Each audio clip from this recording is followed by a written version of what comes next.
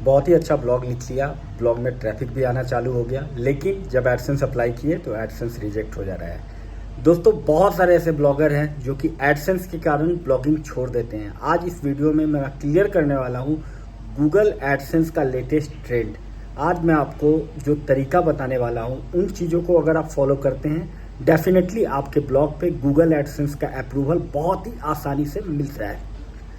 दोस्तों, ये वीडियो बहुत इंपॉर्टेंट इसलिए भी होने वाला है कि इसमें वो सारे पॉइंट जो कि किसी यूट्यूबर ने कवर नहीं किए हैं, उन सबको मैं इस वीडियो में कवर करने वाला हूँ। इसलिए वीडियो को कंप्लीट देखिएगा।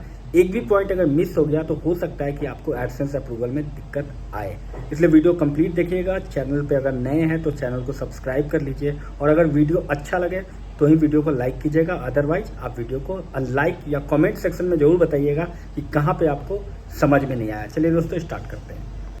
सबसे पहला क्राइटेरिया है, जब भी आप कोई भी ब्लॉग पोस्ट को गूगल एडसेंस के लिए अप्लाई करने के लिए जाइए, आप ये हमेशा ध्यान में रखिए कि आपने गूगल सर्च कंसोल में अपने ब्लॉग को लिस्टेड किया है, यानी कि आपका ब्लॉग गूगल में इंडेक्स हो रहा है या नहीं। मैं ये बात नहीं बोल रहा हूँ कि आपका गूगल में आपका जो ब्लॉग है वो फर्स्ट पेज पे रैंक करे, मैं ऐसा नहीं बोल रहा हूँ। आपका ब्लॉग गूगल में इंडेक्स होना जरूरी है। वो किस पोजीशन पे रैंक हो रहा है उससे कोई मतलब नहीं है। आपका ब्लॉग अगर गूगल सर्च कंसोल में एडेड नहीं होगा, गूगल का बोट उसको रीड नहीं कर पाएगा। अगर रीड करेगा भी तो भी वो उस पर आपको गूगल का अप्रूवल नहीं देगा। तो हमेशा ये एकदम इसको चेक कीजिए कि आपने गूगल सर्च कंसोल में ब्लॉग को डाला है। अगर आप गूगल सर्च कंसोल में आप अपने ब्लॉग को नहीं डालोगे, आपको एडसेंस अप्रूवल नहीं मिलेगा।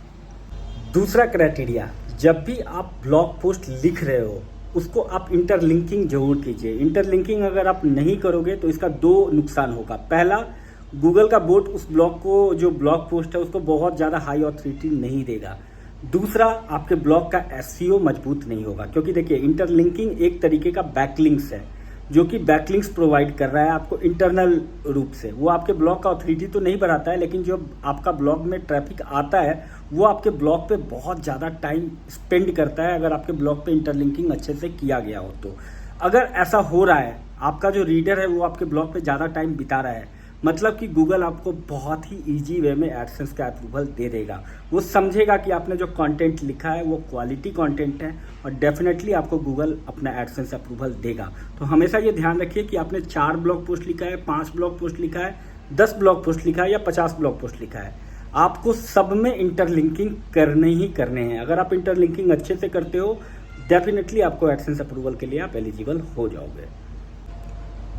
तीसरा क्राइटेरिया, जब भी आप कोई भी ब्लॉग बनाओ उसको उस टॉपिक पे बनाओ। स्टार्टिंग में जब आप एडसेंस अप्रूवल के लिए अप्लाई करने से पहले का बात जब मैं बता रहा हूँ कि उस समय जब भी कोई ब्लॉग पोस्ट लिखो, उसको कीवर्ड रिसर्च में इसका ये हमेशा ध्यान रखो कि उसका कंपटीशन बहुत ही ज़्यादा हाई नहीं होनी चाहिए स्टार्टिंग में, नहीं तो आपको लो वॉल्यूम कंटेंट का एरर आएगा। एक बार एडसेंस अप्रूवल मिल गया, फिर आप उसका इसेंशियल अगर रिपीटेटिव कंटेंट भी हो तो आप लिख रहे हो तो आपको कोई दिक्कत नहीं है। लो वॉल्यूम कंटेंट एरर तभी आएगा आपके ब्लॉग में जब आप रिपीटेटिव कंटेंट डालोगे। तो रिपीटेटिव कंटेंट आपको नहीं डालना है, कोशिश करना है। देखिए, बहुत सारे चीज़ के बारे में आप यूनिक नहीं लिख सकते हो, उसके बारे में ऑलरेडी इंटरनेट पे इंफॉर्मेशन है, लेकिन आप उसमें से कुछ निकाल सकते हो जो कि यूनिक हो। अब सेम इन्फॉर्मेशन राम आम खाता है किसी और ने भी दिया है, आपने भी राम आम खाता है लिख दिया है, तो उससे कोई ज़्यादा गूगल को फर्क नहीं पड़ता। वो आपके ब्लॉग को क्यों प्रेफरेंस देगा, क्यों आपको एडसेंस अप्रूवल देगा? वो आपको लिख के भेज देगा कि लो वॉल्यूम कंटेंट है, और अब आप खोजते रहो कि क्या दिक्कत आ गई है। तो हमेशा आपको जब ब्लॉग एडसेंस के लिए अप्लाई करने वाले हो, उससे पहले जब भी आप लिखने जाओ तो ये हमेशा ध्यान में रखो कि आपका जो कंटेंट है वो बहुत ही ज़्यादा रिपीटेटिव ना हो। अब उसमें हो सकता है कि आप नॉन इंटरेस्टेड, जो जिस पे बहुत ज़्यादा ट्रैफिक नहीं आने वाला है, इस टाइप का भी पोस्ट आपको लिखना पड़े, लेकिन लिखिए, क्योंकि एडसेंस अप्रूवल से पहले ब्लॉगिंग अलग होती है, एडसेंस अप्रूवल के बाद ब्लॉगिंग अलग होती है। होप आपको समझ में आ गया होगा। चलिए अब अगले क्राइटेरिया पे चलते हैं। दोस्तों, अगला क्राइटेरिया लेटेस्ट जो आजकल बहुत ज़्यादा ट्रेंडिंग में है वो है चैट जीपीटी से कंटेंट लिखवा करके उसे कॉपी पेस्ट करके आप ब्लॉग में पोस्ट अगर कर रहे हो, 100% आपको गूगल अप्रूवल नहीं देगा। आप ये लिख लो, बहुत सारे ऐसे यूट्यूबर हैं जिन्होंने बताया कि मुझे एडसेंस अप्रूवल मिल गया। दोस्त, एडसेंस अप्रूवल मिलेगा, लेकिन आपको चैट जीपीटी के कंटेंट में भी अपना ह्यूमन एफर्ट डालना होगा। अगर आप ह्यूमन एफर्ट नहीं डालोगे, आप 100% चैट जीपीटी से लिखवा करके उसको सिंप्लीफाई करके आप पोस्ट कर रहे हो, आपको एडसेंस अप्रूवल नहीं मिलेगा दोस्त। आप लिख लो, आपको वहाँ पे क्लियरली गूगल ने अलाउ कर भी दिया है, फिर भी आपका जो कंटेंट है वो इतना ज़्यादा रिपीटेटिव होगा, वो आपको एडसेंस अप्रूवल नहीं देगा। तो जब आप एडसेंस अप्रूवल के लिए अप्लाई कर रहे हो, उससे पहले ये कोशिश करो कि आपका जो कंटेंट है वो आप ChatGPT से राइट करवाओ, आप उसको उसमें कुछ ऐड करके, कुछ उस कंटेंट को बड़ा करके उसके बाद आप अपने ब्लॉग में यूज करो, तब आपको एडसेंस अप्रूवल मिलेगा। बहुत सारे ऐसे ब्लॉगर हैं जो कि ChatGPT से कंटेंट उठा के पोस्ट कर रहे हैं और बाद में मेरे पास आते हैं, सर एडसेंस अप्रूवल नहीं मिल रहा है।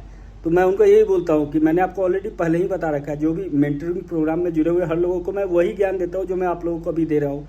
तो ये वीडियो इसीलिए वैल्यूएबल है क्योंकि यही ज्ञान के लिए लोग 2000-3000 रुपये खर्च करते हैं, ये आपको फ्री में मिल रहा है। तो अगर ये सारा क्राइटेरिया जो मैं आपको बता रहा हूँ उसको फॉलो करते हो, 100% आपको फ़ायदा होगा। चलिए चलते हैं अगले क्राइटेरिया पे।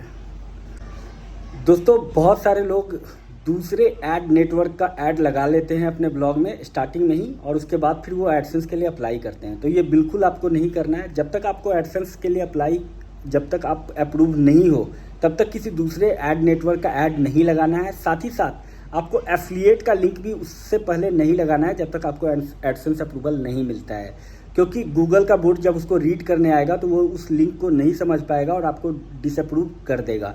तो जब आपको एडसेंस अप्रूवल मिल जाए उसके बाद ही आपको एफिलिएट करनी है, और उसके बाद ही आपको दूसरे जो ऐड नेटवर्क है जैसे मीडिया.net है, इन सब का जो ऐड अगर आप लगाना चाहते हैं तो एडसेंस अप्रूवल के बाद लगा सकते हैं।